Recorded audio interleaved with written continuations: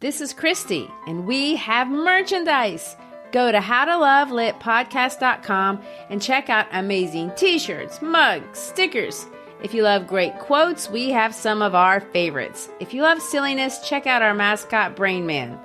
Go to howtolovelitpodcast.com, click on the shop button, and find something for that person who needs to be reminded that we are fashioned creatures but half made up. Mary Shelley said that. This episode is brought to you by Progressive Insurance. Do you ever find yourself playing the budgeting game? Well, with the Name Your Price tool from Progressive, you can find options that fit your budget and potentially lower your bills. Try it at Progressive.com. Progressive Casualty Insurance Company and Affiliates. Price and coverage match limited by state law. Not available in all states.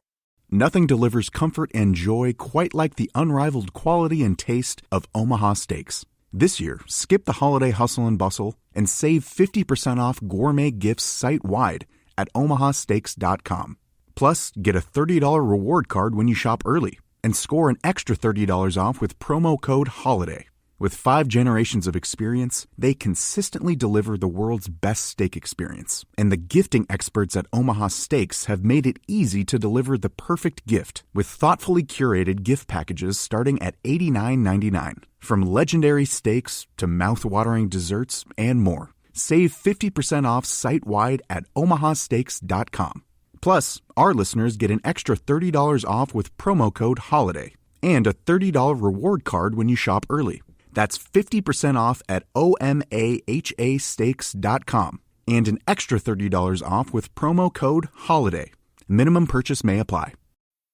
When it comes to weight loss, no two people are the same. That's why Noom builds personalized plans based on your unique psychology and biology. Take Brittany. After years of unsustainable diets, Noom helped her lose 20 pounds and keep it off. I was definitely in a yo-yo cycle for years of just losing weight, gaining weight, and it was exhausting.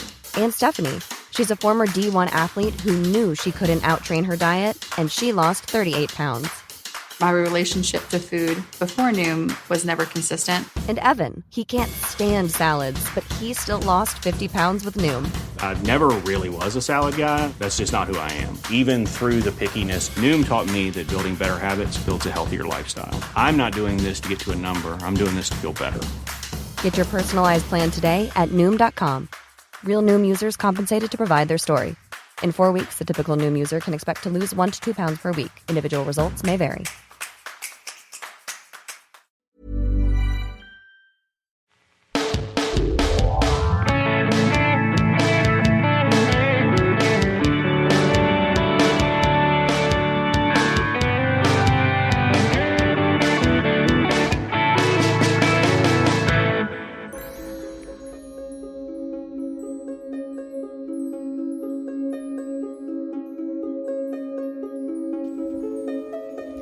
I'm Christy Shriver, and we're here to discuss books that have changed the world and have changed us. And I'm Garry Shriver, and this is the How to Love Lit podcast.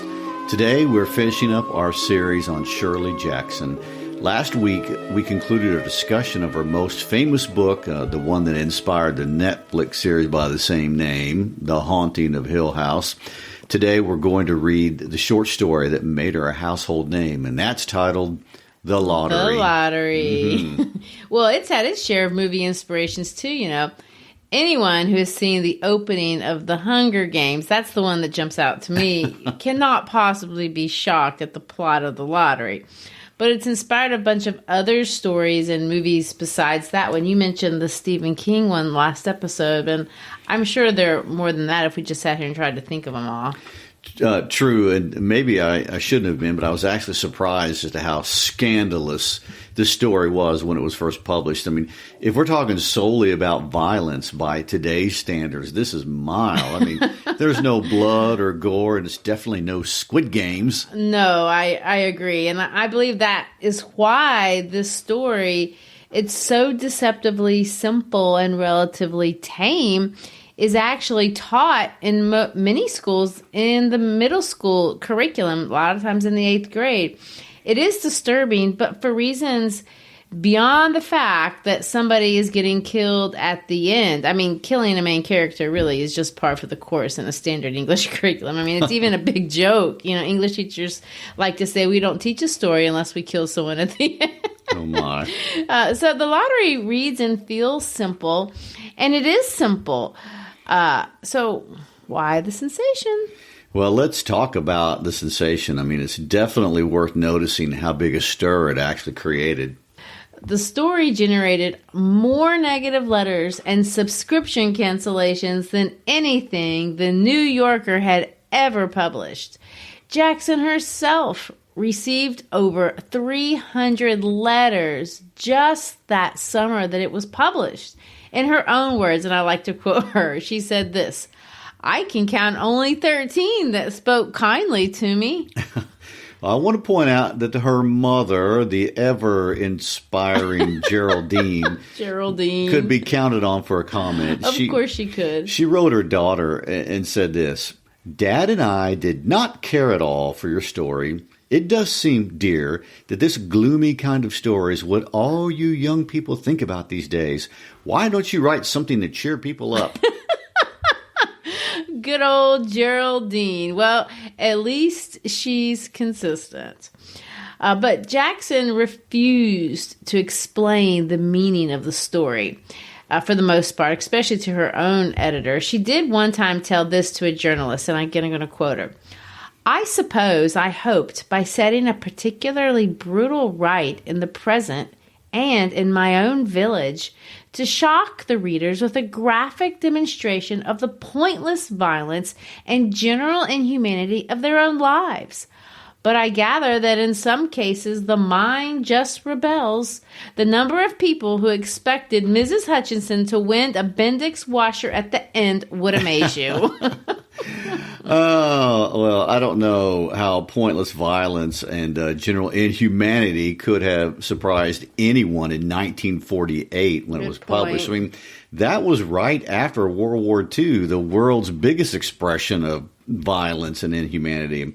The United States, people living here had to stare the reality in the face that we had stood by and turned a blind eye for almost a decade to the atrocities committed by Hitler. And there was no one more cultured or sophisticated than the German people at that time.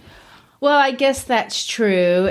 But of course, for Americans, they could always say, quite self-righteously, that we are not capable of such things. That's them. Yes, well, we, after all, were the victorious winners in that struggle between good and evil. And yet Jackson's simple story does seem to be pointing an accusing finger at someone. Yes, I totally do think it points a finger at us. And I want to take us in a different direction than many people who generally read and talk about the story. Because at first pass, and this is how the story is traditionally discussed, at least from what I've heard, this is a story that rails against tradition about not questioning authority, specifically religious authority. It's a story about the patriarchy, and those are all very, kind of easy things to attack, and they're very common to attack these kind of things, at least in our American canon. They're common to the point of not being sophisticated. Exactly. Well, and this is not just in the arena of literature either. This country's been attacking cultural norms in one way or another since Americans invented baseball as its own American sports ritual over the sport of the British Empire, which is football, or better known here as soccer. Well, even soccer is actually a British word, but we won't go there. I guess it's true. We have a way higher tolerance for gore, too, than people would suggest. I mean, I don't think people were offended by that. I mean, for years, we've been talking about the Headless Horseman. We have the Telltale Heart from Edgar Allan Poe. There was just something personal about the lottery that went beyond attacking traditions or killing innocent victims. I also don't think many of us would cancel our subscriptions to our favorite magazine, or nowadays, I guess we'd say our favorite media streaming service. And no way would we take the trouble of digging up an author's personal address, writing them a letter, buying a stamp, and sending it off unless we did not feel personally attacked in some way. I mean, the lottery got under people's skins, and I think it just has to be because it was personal. So the question that I think we should ask is, why? If this story is about pointless violence and general inhumanity, and if I'm offended and I'm just a regular, ordinary person, how am I feeling accused? Yeah, and why?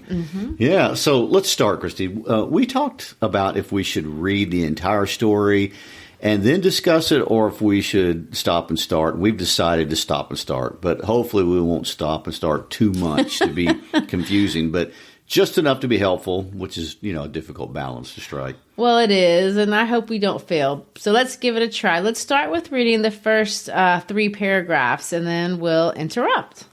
The morning of June 27th was clear and sunny with the fresh warmth of a full summer day. The flowers were blossoming profusely, and the grass was richly green. The people of the village began to gather in the square between the post office and the bank around 10 o'clock. In some towns, there were so many people that the lottery took 2 days and had to be started on June 26th. But in this village, where there were only about 300 people, the whole lottery took less than 2 hours. So it could begin at 10 o'clock in the morning and still be through in time to allow the villagers to get home for noon dinner.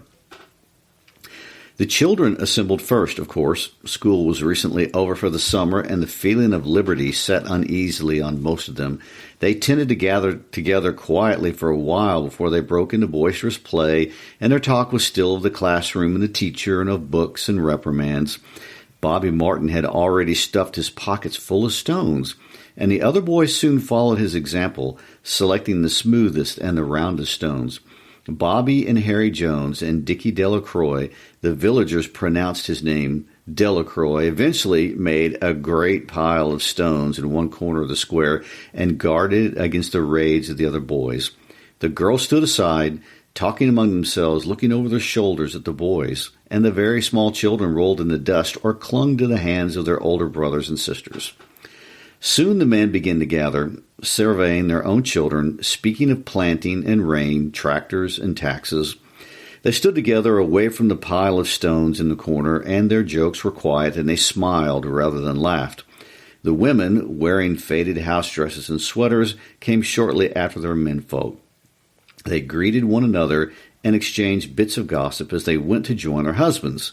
Soon the women, standing by their husbands, began to call to their children, and the children came reluctantly, having to be called 4 or 5 times. Bobby Martin ducked under his mother's grasping arm and ran, laughing, back to the pile of stones. His father spoke up sharply, and Bobby came quickly and took his place between his father and his oldest brother. Well, what are your thoughts on that? Well, the first thing that strikes me here is tone, the author's attitude. Look at the imagery and the word choice. It's summer. There is fresh warmth. There are flowers blooming. They're not just grass. It's richly green grass. I mean, this is the language of birth and beauty. There's also a deliberate attempt to characterize these people as organized and civilized. The lottery is annual. It takes less than 2 hours. They eat a noon dinner. The children don't gather. They assemble. Assemble is a formal word. There's a reference to the school. They're being instructed and civilized, so to speak, deliberty. They throw around that word liberty. And yet, what are they doing? They're stuffing their pockets full of stones, even the very small children. They assemble as family units, the very bedrock of civilization across time and culture. They stand together, united, and for a purpose that is upsetting to absolutely no one. Let's read the next 4 paragraphs and learn about the culture and tradition of this place. The lottery was conducted, as were the square dances, the teen club, the Halloween program, by Mr. Summers, who had time and energy to devote to civic activities. He was a round-faced, jovial man, and he ran the coal business, and people were sorry for him because he had no children and his wife was a scold. When he arrived in the square carrying the black wooden box, there was a murmur of conversation among the villagers, and he waved and called, "Little late today, folks." The postmaster, Mr. Graves, followed him, carrying a 3-legged stool. and the stool was put in the center of the square, and Mr. Summers set the black box down on it. The villagers kept their distance, leaving a space between themselves and the stool, and when Mr. Summers said, "Some of you fellows want to give me a hand," there was a hesitation before two men, Mr. Martin and his oldest son Baxter, came forward to hold the box steady on the stool while Mr. Summers stirred up the papers inside it. The original paraphernalia for the lottery had been lost long ago, and the black box now resting on the stool had been put into use even before Old Man Warner, the oldest man in town, was born. Mr. Summers spoke frequently to the villagers about making a new box, but no one liked to upset even as much tradition as was represented by the black box. There was a story that the present box had been made with some pieces of the box that had preceded it, the one that had been constructed when the first people settled down to make a village here. Every year after the lottery, Mr. Summers began talking again about a new box, but every year the subject was allowed to fade off without anything being done. The black box grew shabbier each year. By now it was no longer completely black, but splintered badly along one side to show the original wood color and in some places faded or stained. Mr. Martin and his oldest son, Baxter, held the black box securely on the stool until Mr. Summers had stirred the papers thoroughly with his hand. Because so much of the ritual had been forgotten or discarded, Mr. Summers had been successful in having slips of paper substituted for the chips of wood that had been used for generations. Chips of wood, Mr. Summers had argued, had been all very well when the village was tiny, but now that the population was more than 300 and likely to keep on growing, it was necessary to use something that would fit more easily into the black box. The night before the lottery, Mr. Summers and Mr. Graves made up the slips of paper and put them in the box, and it was then taken to the safe of Mr. Summers' coal company and locked up until Mr. Summers was ready to take it to the square the next morning. The rest of the year, the box was put away, sometimes one place, sometimes another. It had spent 1 year in Mr. Graves' barn and another year underfoot in the post office, and sometimes it was set on a shelf in the Martin grocery and left there. There was a great deal of fussing to be done before Mr. Summers declared the lottery open. There were the lists to make up of heads of families, heads of households in each family, members of each household in each family.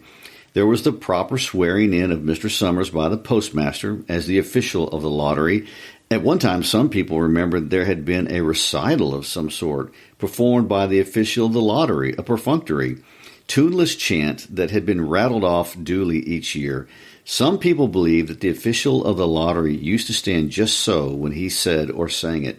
Others believed that he was supposed to walk among the people, but years and years ago, this part of the ritual had been allowed to lapse. There had been also a ritual salute, which the official of the lottery had had to use in addressing each person who came up to draw from the box. But this also had changed with time. Until now, it was felt necessary only for the official to speak to each person approaching. Mr. Summers was very good at all this. In his clean white shirt and blue jeans, with one hand resting carelessly on the black box, he seemed very proper and important as he talked interminably to Mr. Graves and the Martins. One funny thing that Jackson does on the story is she plays around with these names. The names obviously are carefully selected. She just doesn't pick random, names. Look at who's conducting all this. That man is named Mr. Summers. Such a happy name, associated with youth. And it is summer, after all. Strength, growth, life, all of it. But then, look, he's juxtaposed with this other guy, Mr. Graves, who is responsible for making up the slips of paper and putting the names in the black box. And, of course, that's a pun. A grave is a place where we put a dead body. It's also very serious, like if you're in grave danger. The black box one time spent a year in Mr. Graves' barn, but that's not the only place that the black box lives. He is not solely responsible for this black box. It spent a year in the post office and also in the grocery store owned by Mr. Martin, who I guess is the father of the little Martin who's putting the stones in his pocket. Another thing that people have pointed out is to other possible symbolisms in this, or other possible symbols in this book, has to do with the three-legged stool. That is probably or likely a symbol. So you have the symbol of the black box. You have this three-legged stool. There's the black mark. That could be a symbol. And even the stones are symbolic. But a symbol is only a symbol if it's representing something. So you have to wonder, well, what could these things be representing? We don't know yet. We're still kind of early. So we should just annotate and follow the symbols if we think they are that. I usually try to withhold judgment on that sort of thing till I finish the story. But let's look at some of these other names, because there's lots of other names that kind of stand out. There's one that was brought up earlier, but we didn't talk about it then. This name Delacroix, if that's how you would normally pronounce it. Mm-hmm. And we've got more names, a lot of names actually. One that showed up earlier, but we didn't address it, is the name Delacroix. We're even told the correct pronunciation as they pronounce it. Well, Delacroix is French for of the cross. Yes, except they've changed it. If you want to say they mispronounce it, if you're French, they don't say Delacroix like the French might, or, that's my version of how the French might say it. They say Delacroix. Now, that's a corruption of the original, and she deliberately wants to highlight that. That sets me up for what I might see as a pattern as you read through these traditions. Traditions are not fixed, like names aren't fixed. We think of traditions as being things that never change, but that's not true here. Well, no, they evolve like everything else on planet Earth. I mean, we keep what we want and we discard what we don't like. And, on my wall, I have a poster that says this, and I quote it all the time. All behavior is goal-directed 100% of the time. And that goes for entire cultures as well. And no matter what we say, our behaviors speak for us, and they are all goal-directed. And this is true for traditions as well, whether it's religious or ethical or civic. Jackson uses a lot of ambiguity in the story, and she's very ambiguous here about this relationship with religion. I want to point out that this is not a religious ceremony, and it could have easily been made one, and it would be understandable if she had. Mr. Summers could have been Pastor Summers, or Father Summers, or Rabbi Summers, but he's none of these. He's a businessman. And I want to suggest what I think here about that three-legged stool, even though I know it's early on. I do think it represents what's holding up society in general. There's three aspects of this stool, if you want to think of it as three aspects of societal authority or control. We have religious, we have civic, and we have commercial. And all three legs hold up that black box. All three elements of society working together, but none is running the show exclusively. Well, if we're going to be doing all this guessing at symbolism, I want to make a suggestion of my own. All right. What do you suggest? That black box. All right. Its power, its control. It's black because fear controls. It's dynamic in that it moves and it evolves over time as power does. And it's cloaked in secrecy and it hides behind tradition. But what we see that isn't necessarily true. They went from chips to paper when they wanted to. What they wanted to hold was the black box of power. I also want to point out that somehow Jackson subtly connects her ritual with this black box and three-legged stool to the harvest, which I found to be a particularly interesting connection. It's a link to survival, and it's at the heart of human existence. I mean, the ancient Athenians and the Aztecs and the Incans on this side of the world, just to name a few. But many cultures have connected human sacrifice to crop fertility. And in fact, and this may be a point of irony, if you just look across human history from the Egyptians to the Chinese to everybody else, what we see is human sacrifice correlates directly with a rise in a more sophisticated culture and social stratification than the other way around, contrary to what old man Warner is suggesting. What do you mean by that? I mean that we can see historically as societies got more sophisticated and organized, we saw more and more links to human sacrifice. Oh, wow. You're right. That is quite counterintuitive, even though maybe if I think about it in the element of control, it makes a little bit more sense than just being primitive. Of course, I was thinking more closer to home. And the Judeo-Christian culture, which of course is Jackson's culture and what she's familiar with, there's some things that are, again, I think obviously connected. There's a very deep tradition in Christianity of sacrifice, but it's not human sacrifice. I don't think you can make a claim that this story is a direct attack on Christianity per se, by the way, but she does use, in my opinion, quite a bit of Christian imagery, and not just with Delacroix or Delacroix of the cross. There's a connection with the publicly sanctioned and even religiously sanctioned concept of public stonings that's in the Bible. We see it in the Old Testament, but we also see a very famous reference with Jesus directly in the New Testament. There's a particular story, in fact, it's one of the most famous stories in the New Testament. It comes right out of the 8th chapter of the book of St. John, where a group of men want to stone a woman because they caught her in the act of adultery. They take her outside, and they all gather stones, and they're ready to murder this woman when Jesus intervenes. He takes a stick and starts writing something in the sand. We're never told what it is exactly, but he famously says, "He who is without sin cast the first stone."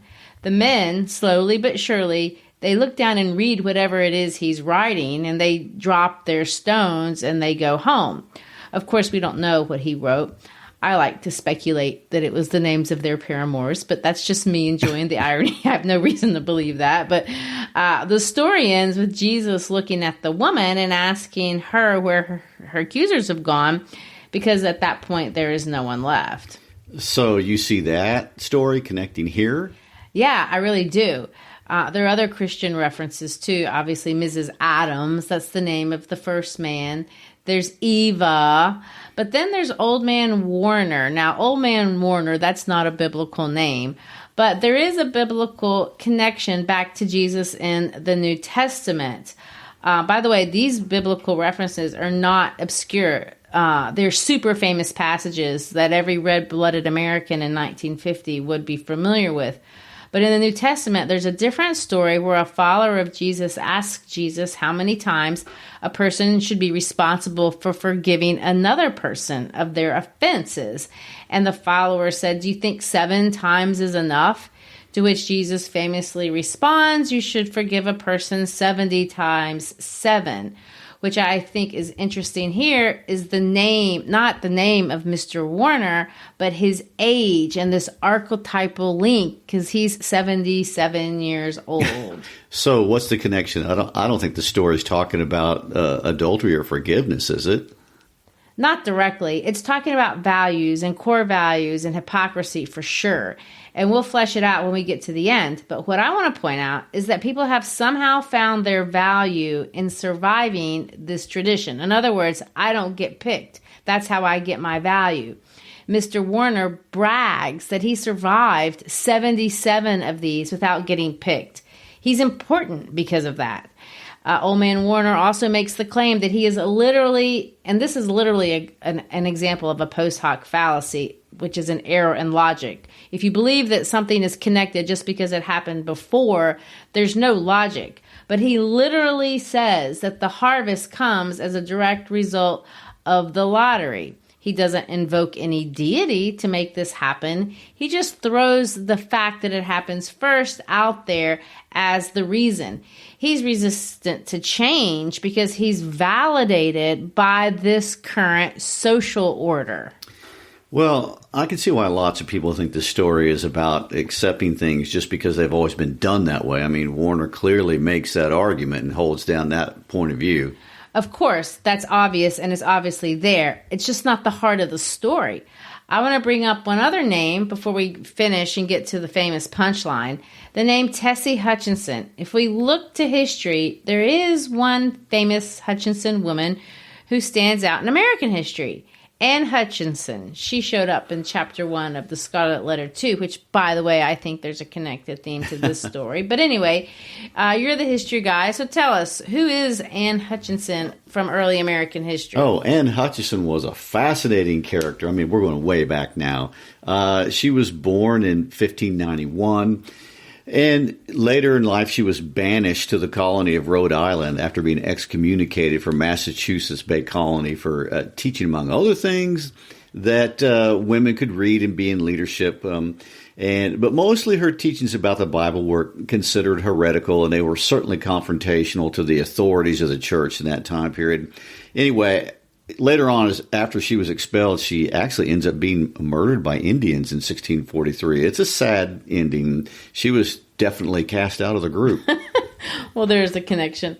Let's finish reading the story and see where all of these swirling ideas will take us. Just as Mr. Summers finally left off talking and turned to the assembled villagers, Mrs. Hutchinson came hurriedly along the path to the square, her sweater thrown over her shoulders, and slid into place in the back of the crowd. Clean forgot what day it was, she said to Mrs. Delacroix, who stood next to her, and they laughed softly. Thought my old man was out back stacking wood, Mrs. Hutchinson went on. And I looked out the window, and the kids were gone, and then I remembered it was the 27th and came a-running. She dried her hands on her apron, and Mrs. Delacroix said, "They're still talking away up there." Mrs. Hutchinson craned her neck to see through the crowd and found her husband and children standing near the front. She tapped Mrs. Delacroix on the arm as a farewell and began to make her way through the crowd. The people separated good-humoredly to let her through. 2 or 3 people said, in voices just loud enough to be heard across the crowd, "Here comes your Mrs. Hutchinson. And Bill, she made it after all." Mrs. Hutchinson reached her husband, and Mr. Summers, who had been waiting, said cheerfully, "Thought we were going to have to get on without you, Tessie." Mrs. Hutchinson said, grinning, "Wouldn't have me leave my dishes in the sink now, would you, Joe?" And soft laughter ran through the crowd as the people stirred back into position after Mr. Hutchinson's arrival. "Well, now," Mr. Summers said soberly, "guess we better get started. Get this over with so as we can get back to work. Anybody ain't here?" "Dunbar," several people said. "Dunbar, Dunbar." Mr. Summers consulted his list. "Clyde Dunbar," he said. "That's right. He's broke his leg, hasn't he? Who's drawing for him?" "Me, I guess," a woman said, and Mr. Summers turned to look at her. "Wife draws for her husband," Mr. Summers said. "Don't you have a grown boy to do it for you, Janie?" Although Mr. Summers and everyone else in the village knew the answer perfectly well, it was the business of the official of the lottery to ask such questions formally. Mr. Summers waited with an expression of polite interest while Mrs. Dunbar answered. "Horace is not 16 yet," Miss Dunbar said regretfully. "Guess I got to fill in for the old man this year." "Right," Mr. Summers said. He made a note on the list he was holding. Then he asked, "Watson boy drawing this year?" A tall boy in the crowd raised his hand. "Here," he said. "I'm drawing for my mother and me."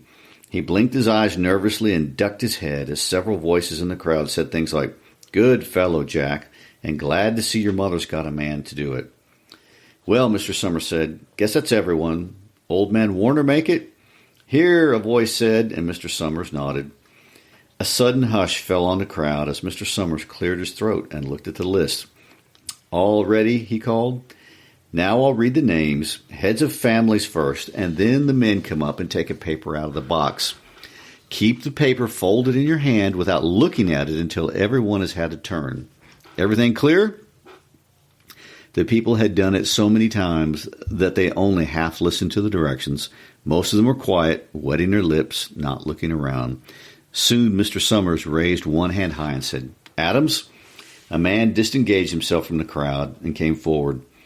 "Hi, Steve," Mr. Summers said, and Mr. Adams said, "Hi, Joe." They grinned at one another humorlessly and nervously. Then Mr. Adams reached into the black box and took out a folded paper.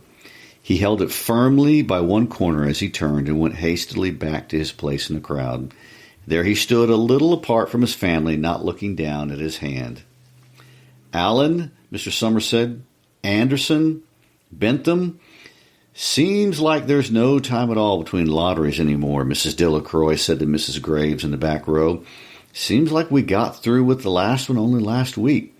Time sure goes fast, Mrs. Graves said. Clark Delacroix. There goes my old man, Mrs. Delacroix said. She held her breath while her husband went forward. Dunbar, Mr. Summers said, and Mrs. Dunbar went steadily to the box while one of the women said, Go on, Janie, and another said, There she goes. Where next, Mrs. Graves said. She watched while Mr. Graves came around from the side of the box, greeted Mr. Summers gravely, and selected a slip of paper from the box. By now, all through the crowd, there were men holding the small folded papers in their large hand, turning them over and over nervously. Mrs. Dunbar and her two sons stood together, Mrs. Dunbar holding the slip of paper. Herbert Hutchison. Get up there, Bill, Mrs. Hutchison said, and the people near her laughed. Jones. They do say, Mr. Adams said, old man Warner, who stood next to him, that over in the North Village they're talking of giving up the lottery. Old man Warner snorted. Pack of crazy fools, he said. Listening to the young folks. Nothing's good enough for them. Next thing you know, they'll be wanting to go back to living in caves. Nobody work anymore. Live hat away for a while. Used to be a saying about lottery in June, corn be heavy soon. First thing you know, we'd all be eating stewed chickweed acorns. There's always been a lottery, he added petulantly. Bad enough to see young Joe Summers up there joking with everybody. Some places have already quit lotteries, Mrs. Adams said. Nothing but trouble in that, old man Warner said stoutly. Pack of young fools. Martin, and Bobby Martin watched his father go forward. Overdyke. Percy.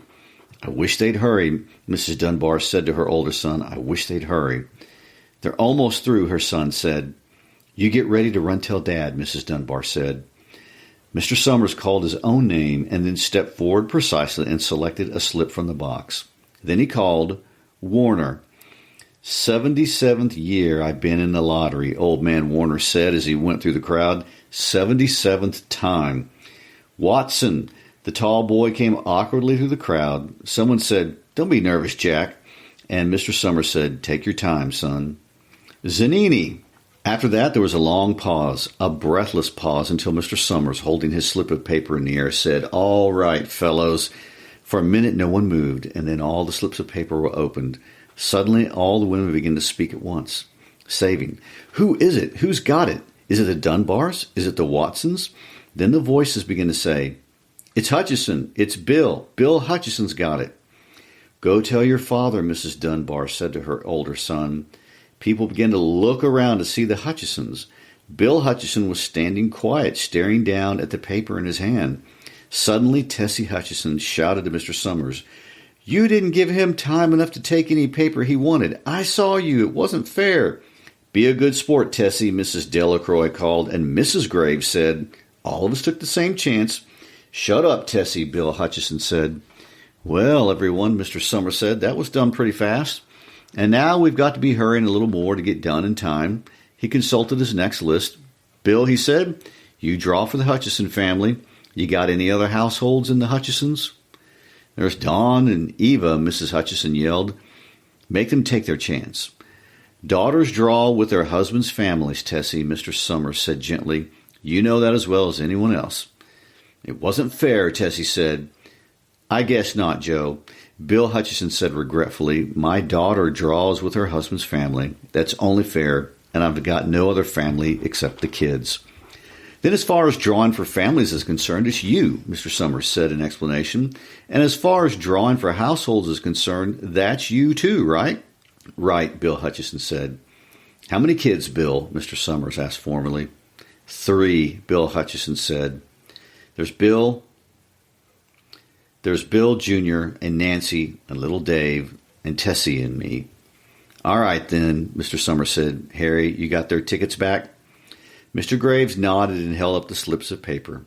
Put them in the box, then, Mr. Summers directed. Take Bill's and put it in. I think we ought to start over, Mrs. Hutchison said as quietly as she could. I tell you it wasn't fair. You didn't give him time enough to choose. Everybody saw that. Mr. Graves had selected the 5 slips and put them in the box, and he dropped all the papers but those on the ground where the breeze caught them and lifted them off. Listen, everybody, Mrs. Hutchison was saying to the people around her. Ready, Bill? Mr. Summers asked, and Bill Hutchison, with one quick glance around his wife and children, nodded.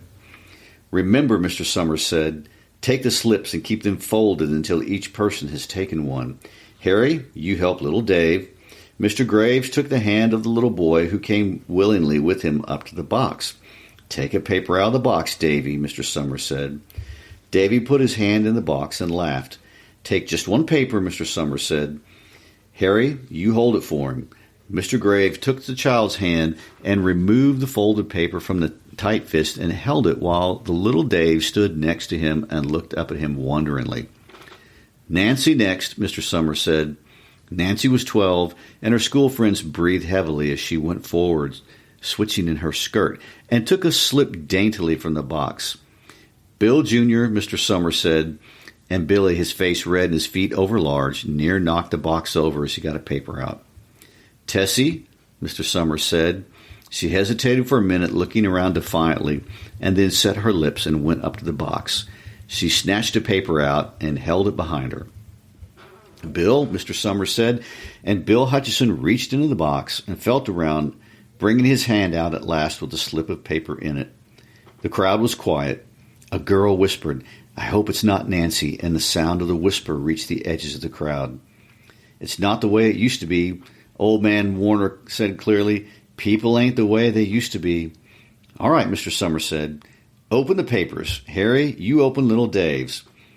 Mr. Graves opened a slip of paper, and there was a general sigh through the crowd as he held it up, and everyone could see that it was blank. Nancy and Bill Jr. opened theirs at the same time, and both beamed and laughed, turning around to the crowd and holding their slips of paper above their heads. Tessie, Mr. Summers said. There was a pause, and then Mr. Summers looked at Bill Hutchison, and Bill unfolded his paper and showed it. It was blank. It's Tessie, Mr. Summers said, and his voice was hushed. Show us her paper, Bill. Bill Hutchison went over to his wife and forced the slip of paper out of her hand. It had a black spot on it. The black spot Mr. Summers had made the night before with a heavy pencil in the coal company office. Bill Hutchison held it up, and there was a stir in the crowd. All right, folks, Mr. Summers said, let's finish quickly. Although the villagers had forgotten a ritual and lost the original black box, they still remembered to use stones. The pile of stones the boys had made earlier was ready. There were stones on the ground with the blowing scraps of paper that had come out of the box. Delacroix selected a stone so large she had to pick it up with both hands and turned to Mrs. Dunbar. Come on, she said. Hurry up. Mr. Dunbar had small stones in his hands, and she said, grasping for breath, I can't run at all. You'll have to go ahead, and I'll catch up with you.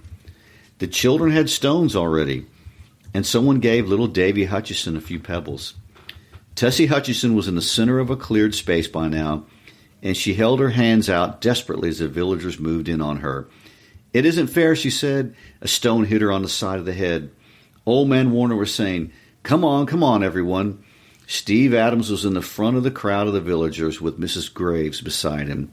It isn't fair, it isn't right, Mrs. Hutchison screamed, and then they were upon her. Mrs. Hutchison doesn't win a Bendix washer, that's for sure. I mean, no. You know the psychologist Carl Jung, as you know, I like his work, stated that even more or less civilized people remain inwardly primitive. We don't like thinking this, so we can justify it with this mass psyche. I mean, the group becomes the hypnotic focus of fascination, and we can allow ourselves to fall into some sort of spell. I mean, that's the word that he used. And the group experience lowers the level of consciousness like the psyche of an animal. So we don't have to take responsibility for our actions on an individual level. It's not a murder. It's a ritual. I mean, how could it be? It's sanctioned by the group, right? Well, it seems they understand it that way, but I think it's definitely murder. And this is where I see all of Jackson's ambiguities emerge. I mean, her story can be interpreted, various different ways.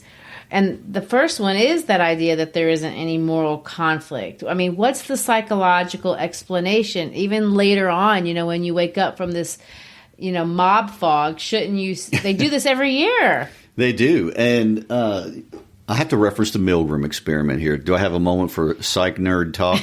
Sure. So Stanley Milgram did this extremely famous experiment on conformity and obedience. And it was really an attempt to decide why good people would do bad things, a la the Nazis in Germany in World War II. Anyway, the Milgram experiment, you had a person who was the teacher with quotes around it, and you had a student in the other room. The teacher would ask a question. If the student got it wrong in the other room, the teacher would administer an electric shock, and this was supposed to go up in increments all the way up to 450 volts. The important part of the experiment was that the student was not actually getting shocked. The whole experiment was about measuring and seeing how far humans would go in their conformity and their obedience into hurting other people. And letting that teacher shock somebody in front of them. Right. And the only source of authority in the room was a person standing in their lab coat saying, continue, continue, in a monotone voice. And there was a shockingly high number of people that went all the way to 450 volts of shock. When the experiment was being set up, most people who were involved in the experiment thought only a very small percentage would do the maximum pain inflicting, and they found out no, the majority of the group would do it. So if they were told to do it, they would say, well, he told me to do it. Well, yes, authority figures relieved you of some sense of responsibility in injuring other people. So Mr. Summers and Mr. Graves, by virtue of being the person handing out, it makes it less people's. Right, and it's interesting how mechanical they make the whole thing. Yeah, it is very mechanical, but I do want to. That's one way to look at it. I think if there's another way to look at it. First of all, this is a nameless village, and obviously it's full of tradition. I saw a little indication that there might be some corruption. The guys in charge, they selected their sheet of paper, but anyway, everything is very civilized. It's very warm. The people, what's remarkable to me and what I find most interesting is how nice everyone is to each other, how polite. All the way until Mrs. Delacroix picks up the largest stone she could find with which she was going to pelt her very good friend, Mrs. Hutchinson, unto death. Jackson was asked about this many times, and she never explained it, and she even downplayed it. In an essay where she finally talked about it, this is what she had to say about the story. I had written the story 3 weeks before being published. The idea had come to me while I was pushing my daughter up the hill in her stroller. It was, as I say, a warm morning, and the hill was steep, and beside my daughter the strollers held the day's groceries, and perhaps the effort of that last 50 yards up the hill put me on edge to the story at any rate. I had the idea fairly clearly in my mind when I put my daughter in her playpen and the frozen vegetables in the refrigerator. In writing the story, I found that it went quickly and easily, moving from beginning to end without pause. I'll skip to till she gets to the final line. She said this: "It was just a story I wrote." Except it wasn't. It was her lived experience in Bennington. Everyone was so nice to each other, centered on civic contribution and religion and family structure, and yet ready to pelt each other with the largest stone they could find. I mean, given the psychological past to do so with impunity. And I think that's where we land. And I think that is what makes people angry. We are nice people, but we're not always kind people. We are civilized, but we are not forgiving. We're religious, but our religion can be molded sometimes not out of old sacred texts, but out of the box of power that sits on that three-legged stool of our conveniently created social structures that we conveniently remold over the years as the control goes from house to house. Maybe we're not good. We are what we have always been, ready not just to hurl that first stone, but, and this is the part that's the most disconcerting, ready to bring our children along, get them to fill up their pockets with stones, and all on a beautiful summer day. Wow. Well, that hurts. I mean, there you go. We sum it up. We hope you have enjoyed our discussion of one of America's most famous short stories. Next week, we will find the anecdote to this raw exposure to humanity. And we're going to find it through the writings of another American native son. Walt Whitman, and selections from his wonderful masterpiece, Leaves of Grass.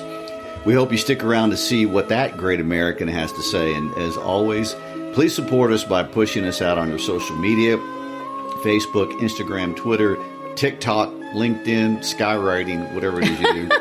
Text an episode to a friend. If you're a teacher, visit our website at howtolovelitpodcast.com to find listening guides for all of our episodes. Peace out.